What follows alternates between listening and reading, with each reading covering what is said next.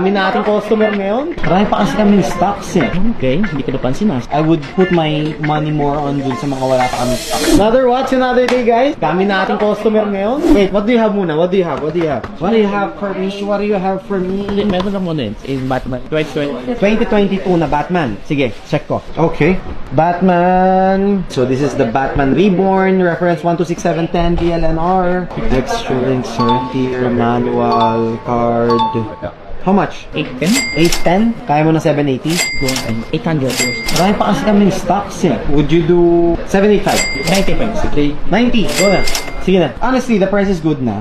Kaso ang dami lang naming stocks. I would put my money more on dun sa mga wala pa kami stocks para kung may naganap sa amin, syempre, meron kami lahat. Ano ba pang binibenta mo other than this? Pwede makita. Sige. Brand new. This is brand new. Ito hindi para dito.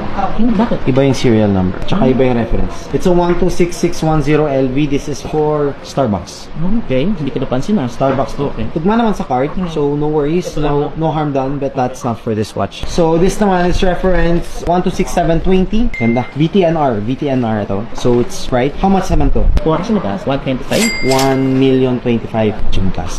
Since meron pa kami nitong stocks, I'd say you retail this. You can retail it at 1.1 pa. Magkano kaya ako yun? Pag ako kukuha nito, honestly sa 1.1 mga nasa 950. Yeah, next time na lang. Tutumbo ka dito.